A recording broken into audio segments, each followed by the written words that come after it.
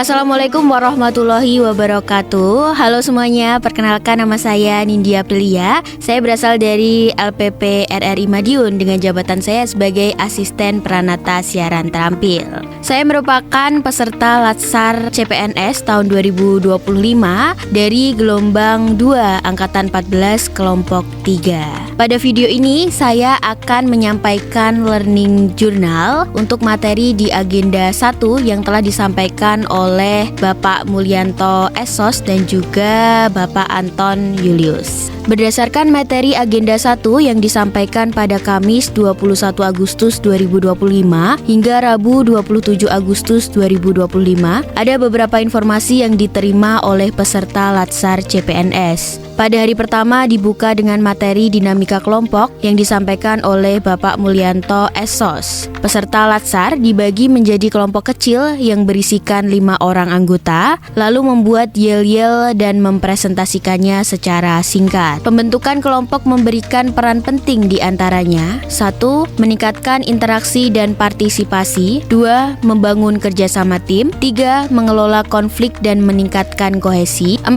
Meningkatkan pelajaran kolaboratif. Materi berlanjut di hari kedua oleh Bapak Anton Julius yang membahas mengenai sikap perilaku bela negara. Pada sesi ini, peserta Latsar belajar terkait bendera merah putih sebagai bendera NKRI, bahasa Indonesia sebagai bahasa resmi negara Indonesia, Garuda Pancasila sebagai lambang negara, dan Indonesia Raya sebagai lagu kebangsaan. Selain itu, dalam hal ini ada berbagai implementasi nilai-nilai bela negara, di antaranya 1. Cinta tanah air. 2. Sadar berbangsa dan bernegara. 3. Setia pada Pancasila sebagai ideologi negara. 4. Rela berkorban untuk bangsa dan negara. Dan 5. Kemampuan awal bela negara. Dari materi ini, peserta membuat video berkelompok mengenai edukasi bela negara yang dilakukan di lingkungan pekerjaan. Selain itu, peserta Latsar CPNS juga belajar mengenai isu kontemporer yang ada di lingkungan LPP RRI. Saat itu kelompok saya memilih isu digitalisasi yang menjadi solusi efisiensi. Kami bekerja sama untuk menyelesaikan laporan, mulai dari membuat formulir online hingga mengisi dengan teknik USG. Peserta juga mendapatkan tugas untuk membuat video di tempat bersejarah. Hal ini dilakukan sebagai aksi bela negara dan cinta tanah air. Dalam kesempatan ini, peserta Latsar harus membuat rencana aksi bela negara yang dilakukan dengan 5 indikator, serta juga mendapat tugas untuk membuat filler mengenai himbauan bela negara secara berkelompok. Peserta Latsar CPNS juga mendapat materi mengenai aturan berpakaian dalam berpenampilan sebagai seorang ASN. Berpakaian rapi dan lengkap sesuai dengan instruksi, memakai riasan natural, mencukur rambut dan tidak berlebihan saat memakai aksesoris.